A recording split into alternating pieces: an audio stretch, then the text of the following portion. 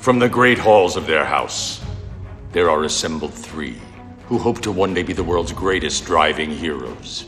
Created from the cosmic legends of the universe comes our team captain, the Vision, Bill Fisher, and their soon-to-be Wonder Woman, Vicky Fisher, and our Captain Marvel and head flight trainee, Jennifer Scripchuk. Their mission: to fight injustice, share what is right and wrong, to get you out of your house and come out racing with them and serve all mankind. They are the Garage Heroes in Training Team. Miss Vicky. Yeah. I have a question for you. What is that? Well, you know how we have the One Lap of America coming up? Yeah. I'm so excited. Yeah, it'll be even more exciting if you get to go, but we'll get you there in a year or two. Tough to get away for a week, both of us. Yes. So I have an idea. Mm-hmm. I'm thinking of hooking up the Sentinel system in the car we take. Really? Because then you could watch us. You could see Tim drive well and me drive poorly. I think that's kind of a cool idea. Mm-hmm. I really do. So, I mean, how would I do that? Well, I mean, with the Sentinel, you throw it up on the tube of views on our channel, and you could watch remotely. And if we wanted to, we could do it as we're driving between the tracks. But we'll definitely do it on the tracks. You think that would be fun? I think that would be a really cool idea. The only thing that worries me is if we do it with the telemetry. Uh-huh. You might call us up and tell us that we need to go faster than 55 when we're on the track. So, well, how does it work? Well, we have the little aim telemetry in the car, and then the Sentinel system has either 2 or 3 cameras, and then it puts the two together, so you get all the telemetry and all the car data, and makes that part of the video, and then it puts it into our YouTube channel, and then you could watch it, or anybody could watch it. I don't know why they would watch us, but they could. That sounds like a really cool idea. Yeah, it might be fun. Might be fun. You think you want to see some of the debacle? I mean, some of the devastating driving that we do.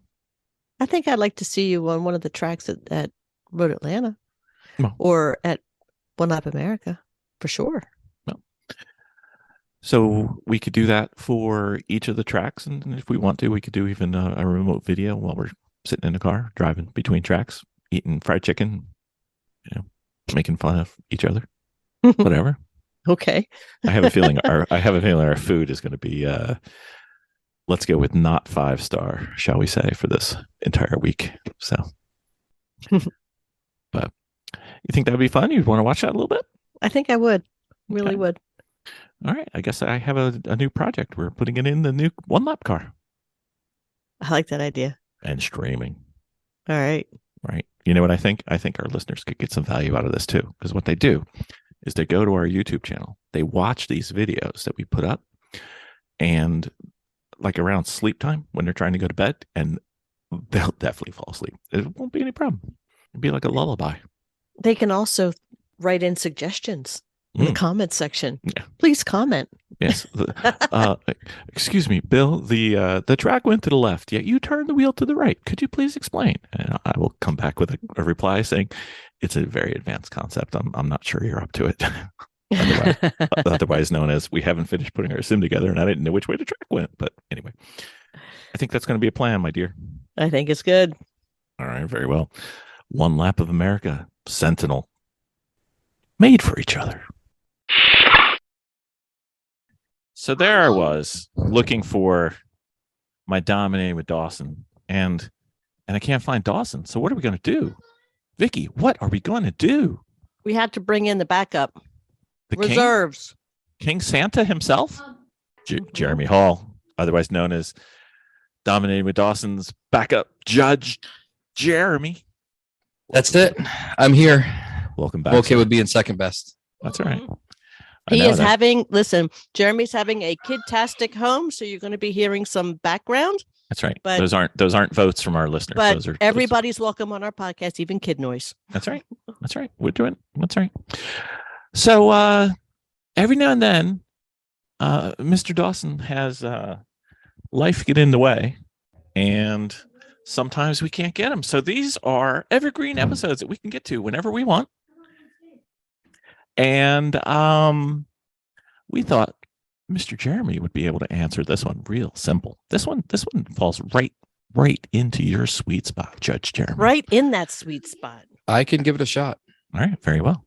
I am no Ben Dawson. I will warn you that. That's okay. This one. I think it uses some of your skills and training that you've had from your coaching experience.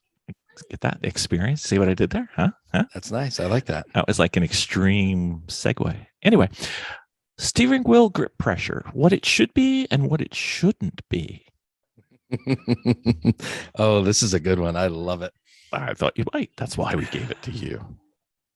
So, steering wheel grip pressure. Well, or you need to, right? Or lack of. Yes. So, grip pressure on the steering wheel, very, very minimal. Let's put it that way. But Jeremy, what happens? The steering wheel is going to run away from me, Jeremy. No, I'm going to fall out of the car, Jeremy. Most teams do not bring a backup steering wheel. Mm-hmm. So we do not want to break the steering wheel. Mm-hmm. Also, what happens, I'm when I'm on the steering wheel, basically the base of my thumb is really all that is actually gripping that steering wheel. Mm-hmm. That muscle at the base of your thumb where you check your stake to see how your stake is done, right? The thumb palm. The thumb palm, right? Wow. That's pretty much all that's there. My fingers are just there to kind of hang out like rear wheels on a front wheel drive car.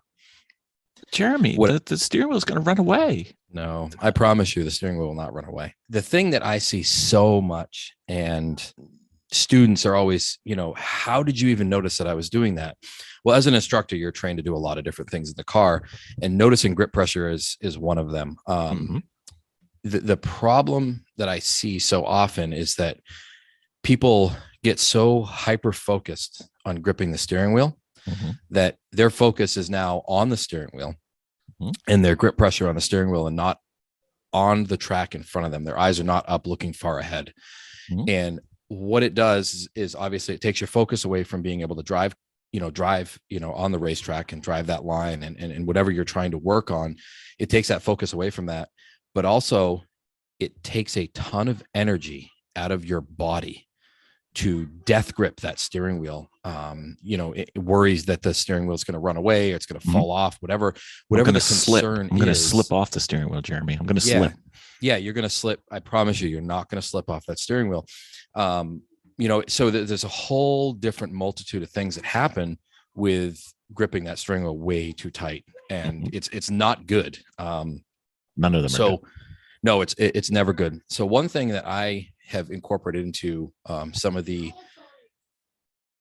working with students that I noticed that are gripping that steering wheel too much is, there was a cheerleading movie back in the late 90s or early 2000s. Jeremy, this is a family podcast, Jeremy. Yes, I know. I'm getting there. Oh, okay. So it was, I can't remember the name of the movie, but one trainer was teaching all of the teams the same routine. And in the routines, there was what they called spirit fingers, right? So when I noticed, jazz hands, spirit fingers, right? When I notice a student gripping the steering wheel too much, I'm always like, hey, give me some spirit fingers, give me some jazz hands, whatever it is. Jersey wave. It's just not good. It like I said, it just takes too much out of you. It takes your focus away from driving. And like I said before, most teams don't bring a backup steering wheel. So if you break that steering wheel, not that many people are going to be able to, but it's too much. Your grip pressure should basically be like holding a can of soda. If you drink soda, right? You're gently holding that can. That's your grip pressure on a steering wheel when you're driving on the racetrack. Like a plastic Dixie cup. Yes, plastic Dixie cup. There you go. Miss Vicky. Yes, sir. As apparently a proponent of professional wrestling, and you're constantly trying to choke out that steering wheel and make sure you get the 3 count towards the end of the race. It was a joke. I hear you. Okay. Is this where you do the classic? It's not funny. What's your thoughts on steering wheels and steering wheel pressures and grip of death? Well, just like what Jeremy said, it's just a very, very light grip. is very good. And on the steering wheel, I like to do, and I was taught, and it made so much sense, is that not only when you're turning on a steering wheel, but you are also lifting on the steering wheel. You use both hand pressures on it. What do you mean? That might not be clear. Well, say for instance, you're going into a turn and your first reaction is to grab the steering wheel and pull down on a turn. Mm-hmm. But for better control, you can do both. You can pull down and lift up on a steering wheel, and you actually get more control of the steering wheel. I found that to be very helpful. But then again, you still have a light grip. Because even with a light grip, you have a tendency to be more agile and you have more feeling of what the car is doing, and you have a faster reaction. That's me. Let's talk about feel, shall we? Feel. I've got 3 notes that we haven't touched on yet. So tell me about the feels. What's the feels you get when you're gripping on that steering wheel and pumping up that forearm versus just holding it gently, like a fine snowflake in the wind? No, you just have more control of the car. You can feel if the steering wheel's doing something. You can feel if the tires are doing something. And not to mention is that you're not hurting your fingers or death gripping your hands when you're driving down a steering wheel or driving down a straightaway and shaking out your hands. If you have to shake out your hands, you're gripping too tight. And usually you're gripping too tight, mostly out of excitement and maybe even a little anxiety and stress. You don't even realize you're doing it most of the time. And that's when you have to really catch yourself doing it and just take a deep breath, relax, shake it out, grab the steering wheel and just grab it lightly. And you just have a faster reaction time if you know what the car is doing. What do you think, Jeremy? Do you feel anything better when you're squeezing on that little steering wheel, or just kind of? Oh, absolutely. Absolutely. You're, like Vicky said, your feeling of everything that the car is doing is completely different. Death gripping the wheel, you lose a lot of feeling. It's, to me, for anybody that's driven a motorcycle, it's like putting Dunlops on a Yamaha R6 and you have no feeling in the front end. You put a good Michelin on the R6 and now you have all the feeling in the world. So when you're death gripping the wheel, you lose a lot of feeling out of the car, out of the front tires, out of grip, out of what the car is doing. For example, when we were at pit race, I took the car out the first session to start to break in the motor and, noticed that the car was wandering, shall we say, all over the track. Now, if I had a death grip on that steering wheel, you would have just been holding the steering wheel and you probably wouldn't have really noticed or felt that the car just wanted to kind of dart across the track. Very soft, loose hands on that wheel. You can feel all those things that the car is doing. You can feel, you can even feel different compounds of the asphalt. If you are, if you're connected with the car, shall we say. And death gripping that wheel, it takes all that feeling away from you. Your muscles are super tense and it's a terrible thing. It really is. It really is. You start white knuckling, especially after a 3-hour stint in an endurance race. It wears your hands out. It wears your body out, and it almost feels like your shoulders. Yeah. Yep. If your forearms are burning when you get out of the car, you are holding that steering wheel way too tight. You feel the car, but in a whole different way. You feel every jar. And say, for instance, that like if you're death gripping the steering wheel and the car begins to slide on you, your reaction times are not going to be that fast because you are so tense and you're going to overcorrect the car. You will overcorrect it because you're just going to be so jarred and so tight and so rigid on it that you're not going to be able to catch the subtleties. So, part of it is if you light grip, what I've found is if you light grip it is that you actually feel more of the car. And sometimes when you're correcting, yes, you are correcting, but you're also allowing the car to correct with you at the same time. Well, it's also key for correct, pause, and recover. If you're holding it too tight, you only correct and maybe pause. You can't get the recover. Well, you and, just- and a lot of the times you don't even have the opportunity to correct because your muscles are so tense on that steering wheel. Mhm. feel Something happens and it happens so quickly on a racetrack. You can't react because your muscles are all tense in that one position for that long of a period. Yep. You just do not have that reaction time. Well, And you'll you will feel be it sore sooner. getting out of the car. You will be sore. Well, if you're not holding it on too tight, you'll feel it sooner. So your correction can be sooner and smaller. This is correct. So, okay. So other things to talk about. What about the person who says the car steering wheel is going to slip while they're on the track? Slip through their hands. That's why they're doing it. I've never heard anybody say that. I've never heard anybody say that. Wow. Okay. I mean, I'm sure that there are people. Well, I've that's just why never they're gripping it.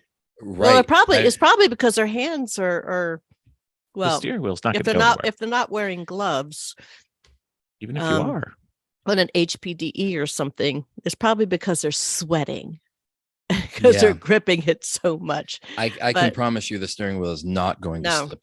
It is No. not going to slip out of your hands. Nope. Okay. So a couple further things to support this. If you ever watch, and there's lots of really good drivers, like professional race drivers, and just for an example, if you ever watch Randy Post and he's talking about how he turns through a track, you'll notice that he has like two fingers barely touching, and his pinky and usually his index finger, or ring finger, are pointing out. I mean, he's barely like maybe yeah, Jeremy is right. Maybe only two fingers, because he's just touching the steering wheel, and he's trying to show you that he's not over gripping. And So when I do the lead car, right, with extreme experience, you kind of brought that into the segue for this. I talk a lot in the car, explaining what's going on the racetrack, how we're driving on the racetrack, how the customers are going to be driving the supercar on the racetrack, and all while doing it with two fingers on the steering wheel, very gently, and maybe my thumb palm just touching just a little tiny bit. And I usually wait a lap and a half to see if anybody notices, because grip on steering wheel is a big thing that we talk about. And if nobody says anything, then I'll kind of have the whole car kind of look at, hey, take a look at my hands, right? I'm showing you all of the hand signals with my right hand, and I'm driving with my left hand with two fingers. Now, if you can't drive around the racetrack with two fingers holding that steering wheel, you shouldn't be on the racetrack, right? You need to get that under control. And if you're death gripping that wheel, you need to back that off. You need to have somebody in the car with you to work with you to teach you that you don't need to be killing the steering wheel, trying to choke the steering wheel out. We're not UFC fighters. We're on the racetrack to speak for drive yourself, around the Jeremy. racetrack. I'm in their round division. Right, exactly. But seriously though, it's very, you should be able to drive around the racetrack with two fingers on the wheel with one hand. Okay. I don't think you've driven the Mini Cooper that we have, Jeremy. I know you've driven the Miata, but I don't think you drove the Mini Cooper. So the Miata has this little nub just above 9 and 3. It's on the steering wheel, on the inside of the steering wheel. But the Mini Cooper's got one that you could actually like put your thumbprint on. Oh, really? Yeah. No, I haven't driven that yet. Any idea why they would have that? Well, that's so that you don't death grip the steering wheel. And where might your thumb be? Where might Your your thumb thumb would should be? In that little imprint On top that of the steering wheel. Yes. Not looking for the advantage, trying to arm wrestle the steering wheel. Right. Plus, it's But- safer that way, because if the airbag goes off and your thumb is wrapped on the inside, you're going to have a thumb or a wrist issue It's going to hurt. a lot. Now, Potentially. now let's bring in another part of this. So while we're not death gripping the steering wheel, our hands, what's our hand position, right? Mhm. Where that thumbprint is 9 and 3. Mhm. If you're up at 10 and 2, you've now just lost a lot of control on that steering wheel. Your And range arms of are not motion. going to be able, your range of motion is not going to be able to go as far, right? So Yep. while you're softly holding that steering wheel down at 9 and 3, your range of motion is as much as your arms will allow your, as steering lock to steering lock, basically in most cars, and very gently holding that steering wheel. You sound so gentle with your new microphone, Jeremy. I'm kind of excited by this. Okay. I'm kind of liking it. So we don't have much use for golf on this podcast. However, there's a really good drill that I was taught when I used to play golf, because golf now takes up time on the track for me. So I don't do it as much as I used to. But if you can imagine golf club, any golf club, preferably the lightest golf club you have, if you're holding the golf club and the golf club is at a horizontal to the ground, if the golf club is not able to flex downwards, like if you're just enough to lift the golf club off the ground to horizontal, that's all the grip pressure you need. If you're doing any more than that, you don't over choke. You're choking the golf club and it keeps your wrists from winging through. Same thing with the driving steering wheel. You just want enough, no more. No more doesn't get any better. Correct. It's not like spare parts. More is not better. It's not like, I'm on the track. More is not better. Just enough, no more. Almost can't be less, really. I mean, correct. It's so light. It really is. And I like your Randy posts. Bring That's that what right he does. in there. Always. That's right. Yeah. Even when he's racing, you can watch it. Yep. And you can watch his hands. They're never, ever tight on that steering wheel. No. And if anything, when you think it would need to be tighter, it needs to be looser. Correct. So steering wheel grip pressure sounds like a really dumb idea for a topic for a podcast. However, it's really smart. It really is. And I bet you that we could watch a lot of videos, and I'll bet you that 70% out of 100, 70 videos out of 100, we could see that those people are gripping that steering wheel far too hard.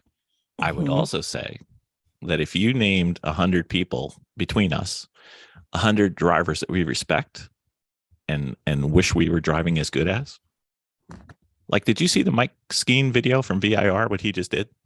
No, I never saw that. Two ago? No. Oh, God. Anyway. Skeen's pretty good. Yeah, he's been known to drive well once or twice a second.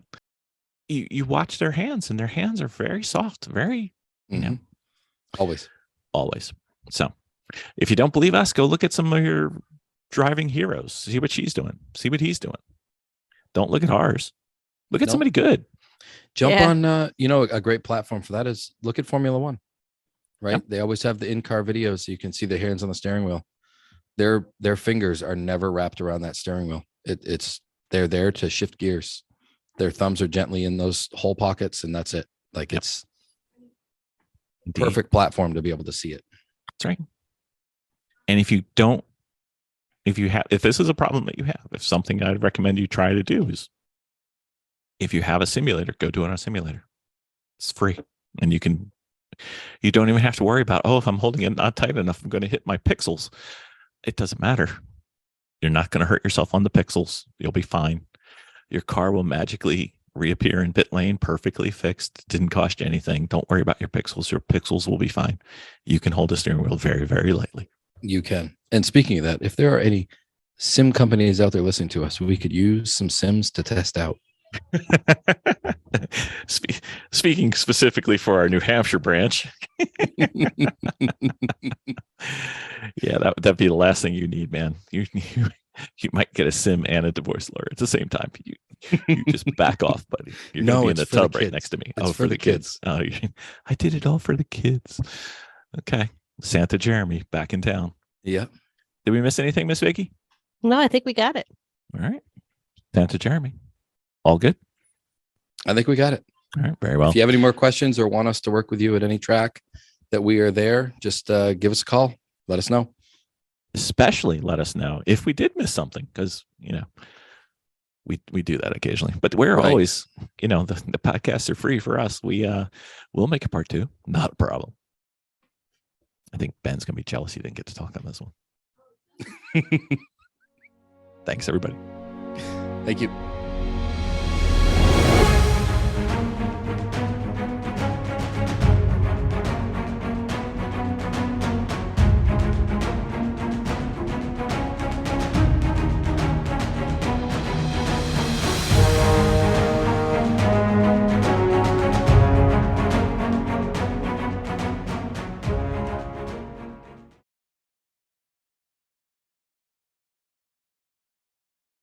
Your microphone should say ATR USB. I hear something. Can you hear me now? Oh, I can. Oh, that sounds sexy. That sounds so sexy. Velvet. Velvet. Velvet. I think I got it fixed. You're the velvet smog. There it is. Oh, welcome to WXYNH. Let me New turn Hampshire's top 40 radio. Let me turn it down a little bit so you don't get all the background noise. I'm your sexy DJ, Santa Jeremy. Can you still hear me?